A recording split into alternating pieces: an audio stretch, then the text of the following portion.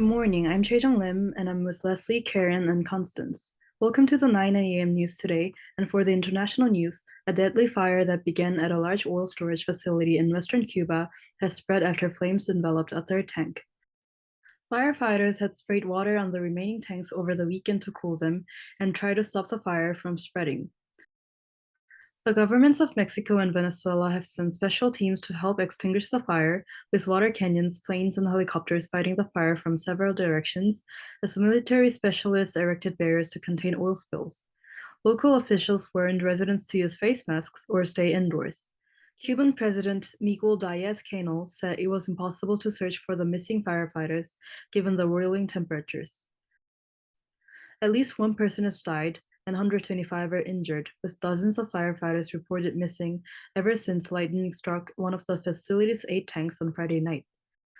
The blaze comes as Cuba struggles through a deep economic crisis and faces frequent power outages amid a sweltering summer. Officials have not provided a preliminary estimate of damages. Passing on to Leslie for the national news. Now onto the national news. A shooting during a ball game at an Atlanta park on Sunday, August 7th, left 1 man dead and 5 people wounded. The violence began during a baseball game at Dunbar Recreation Center inside Rosa L. Birney Park at around 7 p.m. The game was interrupted by an argument that escalated to an exchange of gunfire, and 6 people were shot. A man in his 30s was shot and killed, while a 6-year-old was struck and transported to Children's Eagleson Hospital in critical condition. The other 4 victims were in stable condition. The shooting represents the 18th mass shooting in Georgia this year, according to the Gun Violence Archive. Police are still investigating the situation. Now let's move on to talk about community news. Take a look at the UCSD news. UCSD research funding has reached up to $1.64 billion, from $1.54 billion previous year, which is more than a 6% increase. UCSD is also expecting next year's potential to break the records again.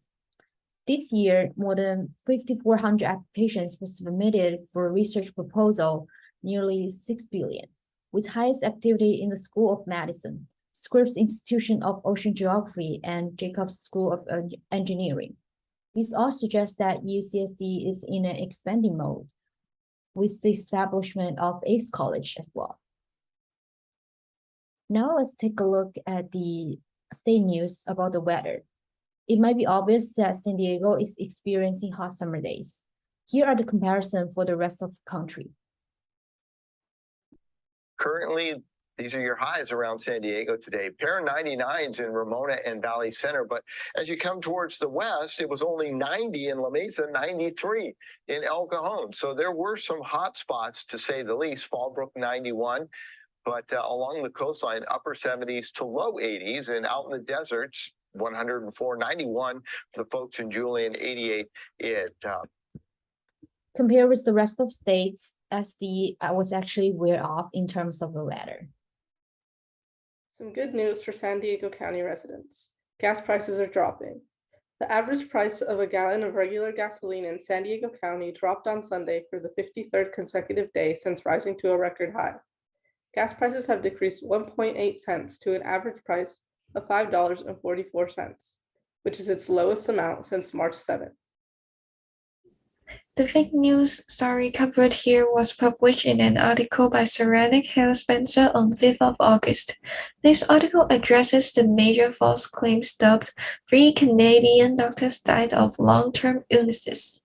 Contrary to false claims COVID-19 vaccine was caused, one such false claim that has gained worldwide traction arrests that the shots caused the death of 3 Canadian doctors.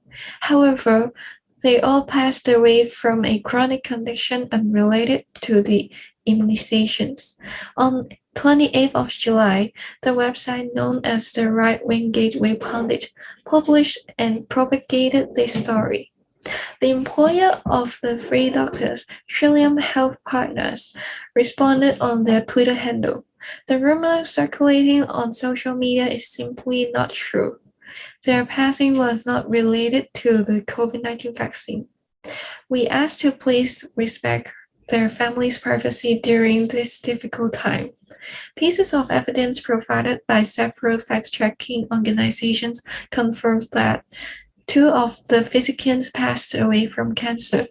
In contrast, the third passed away from what was thought to be a severe condition. It is hardly unexpected that the claim has a shady history. It appears to have originated from a Mickey Instagram account, a Canadian real estate salesperson who started taking videos around the hospitals that seemed to be deserted earlier in the epidemic to support her assertion that COVID-19 was a fake.